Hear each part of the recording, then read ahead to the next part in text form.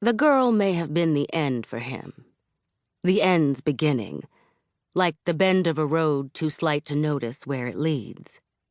She could have happened to him a day later or a day before, but she was there on that day, in that moment, just hours after Circus Palmer turned 40.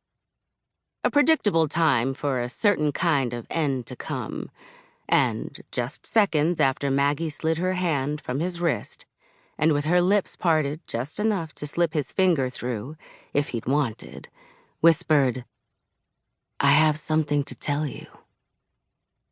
Outstretched on a chaise longue beside the hotel pool, Circus watched from a distance as the girl, in her mid-20s, he figured, did cartwheels alone on the beach, her linen skirt falling open to bare the smooth plane of her hips, and the slide of her calves sloping up to her toes.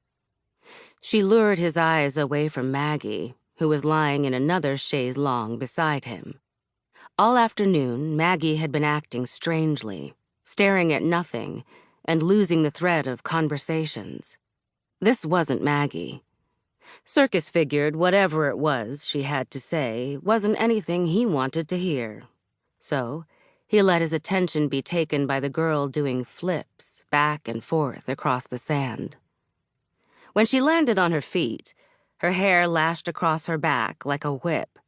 Her shoulders lifted and hands spread beneath the melon sunset as if she carried it on her fingertips. Hips, calves, toes, shoulders, hands. She circled in the air again.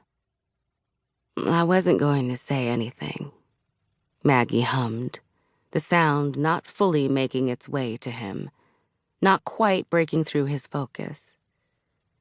"But I thought you should know." If she were any other woman, he would have told her to come to the point. But this was Maggie, so he waited, a sense of dread needling in his gut, chewing at the inside of his cheek. Always his mouth needed something to do. He concentrated on the melody the girl made inside his head as he tapped a nervous rhythm on his knee. "Listen to what I'm telling you." The push in Maggie's voice, major-keyed and salty, brought Circus back to the cabana, back to the wild turkey warm in his glass, and Maggie beside him. Her lips were pursed as she stroked her long neck and watched the night begin to fall, possibly without noticing the girl, possibly trying not to. 6 days earlier, after not seeing each other for weeks, they'd arrived in Miami and hastily made their way to the hotel in order to get into a bed together. They'd paid extra for a room with a round marble bathtub where they could spend mornings sipping champagne before heading out to the city to visit little Havana markets and smoke cigars.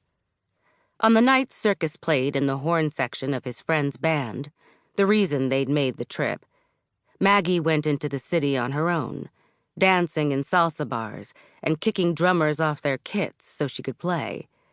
And when he wasn't gigging, they found hole-in-the-wall clubs where they could jam on stage with the band. Other players would recognize Maggie on occasion, asking what it was like to drum behind jazz greats and rock stars, and she'd tell stories about filled stadiums and rowdy tour buses, letting them craft fantasies around her. Usually Circus liked being the storyteller in a room, but watching Maggie hold court gave him a charge. That morning, she'd sung Happy Birthday to him, playing a ukulele while wearing her bikini bottoms and a birthday hat. He'd laughed and lusted and wished they'd never have to leave the room. But now this.